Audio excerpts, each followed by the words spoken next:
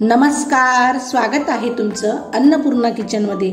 आज मी तुमच्यासाठी खूपच चविष्ट आणि झटपट होणारी कन्ना प्रसादची रेसिपी घेऊन आलेली आहे। जर तुम्ही अमृतसरच्या गोल्डन टेम्पलमध्ये किंवा गुरुद्वारामध्ये गेले असणार तर तिथे सहसा करून याच पद्धतीचा शिरा बनवला आणि दिला जातो। तर मग चला तर मग वेळ न घालवता आपण रेसिपीला सुरुवात करूया। सर्वात अगोदर आपण रेसिपीला लागणारे साहित्य पाहणार आहोत। तर सर्वात अगोदर मी इथे अर्धी वाटी साजूक तूप घेतलेले आहे, 1 वाटी गव्हाचे पीठ, 1 वाटी पाणी, 1 वाटी साखर आणि थोडेसे ड्रायफ्रूट घेतलेले आहे। हे प्रमाण एकदम अचूक आहे। हे पाण्याचे प्रमाण कमी आणि जास्त करायचे नाहीये। तर सर्वात अगोदर मी इथे गॅसवर कढई ठेवून घेतलेली आहे आणि वितळून घेतलेली साजूक तूप यामध्ये घालत आहे। तुम्ही या ठिकाणी तेलाचाही उपयोग करू शकता आणि छान असे व्यवस्थित हे तापले की लगेचच आपण वाटीभर घेतलेला गव्हाचे पीठ यामध्ये घालून घेणार आहोत आणि चमच्याच्या साहाय्याने सतत ढवळत राहणार आहोत। ही प्रोसेस आपल्याला हात न थांबवता करायची आहे, कारण की गव्हाचे पीठ हे पटकन कढईला चिटकल्या जाते आणि त्याचबरोबर हे जळण्याची शक्यता असते। म्हणून हात न थांबवता ही प्रोसेस आपण करणार आहोत आणि छान लालसर रंग येईपर्यंत आपण गव्हाचे पीठ हे तुपामध्ये व्यवस्थित असे लालसर करून घेणार आहोत। तर तुम्ही बघत आहात मी अजिबात हाताची प्रोसेस ही थांबवलेली नाहीये।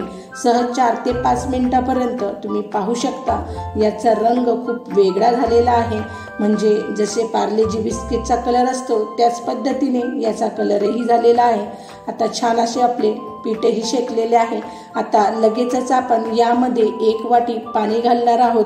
पाण्याचे प्रमाण अजिबात कमी किंवा जास्त करायचे नाहीये। 1 वाटी पीठ तर 1 वाटीच पाणी घ्यायचे आहे आणि आता पाणी घातले की सर्व परत एकजीव करून घेणार आहोत आणि लगेचच त्यामध्ये 1 वाटी साखर घालून घेणार आहोत। साखरेचे प्रमाण तुम्ही तुमच्या आवडीनुसार कमी किंवा जास्तही करू शकता आणि सतत ढवळून आपण हे सर्व एकजीव करून घेणार आहोत। ही सर्व प्रोसेस आपल्याला मंद आचेवर करायची आहे। अजिबात गॅसची फ्लेम ही मोठी करायची नाहीये, मंद आचेवरच सगळं आपण हे करणार आहोत। आता लगेचच यावर 5 मिनिटापर्यंत झाकण ठेवून घेणार आहोत आणि 5 मिनिटं झालेली आहे। 5 मिनिटानंतर छान अशी वाफ आपण काढून घेतलेली आहे। तुम्ही पाहू शकता तूपही खूप छान आणि मस्त या शिऱ्याने असे सुट्टे सोडलेले आहे, म्हणजे किनारेला आपल्याला याचे तूपही दिसत आहे। खूपच मऊ आणि लुसलुशीत हा शिरा तयार होतो। त्याचबरोबर हा शिरा गरमागरमच खूपच अप्रतिम चवीला लागतो। तर अशा पद्धतीने मी हा शिरा तयार करून घेतलेला आहे आणि आता एका मोठ्या थाळीमध्ये काढूनही घेतलेला आहे आणि त्यावर ड्रायफ्रूटही घालून घेतलेले आहेत। तुम्ही पाहू शकता हा एकदम जबरदस्त हा शिरा तयार झालेला आहे आणि चवीला तर अप्रतिम हा शिरा तयार होतो आणि त्याचबरोबर गुरुद्वारामध्ये हा शिरा गरमागरमच खायला दिला जातो। तर हा शिरा शक्यतो तुम्ही गरमागरमच खा, म्हणजे याची मजा डबल होईल। एकदा जर तुम्ही हा शिरा तयार केला तर तुम्ही परत परत नक्की खाल अशी ही रेसिपी तयार होते। खूपच झटपट आणि चविष्ट ही रेसिपी तयार होते। तर कशी वाटली तुम्हाला ही रेसिपी?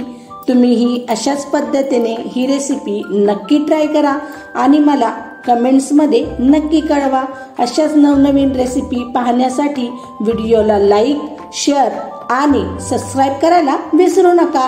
धन्यवाद।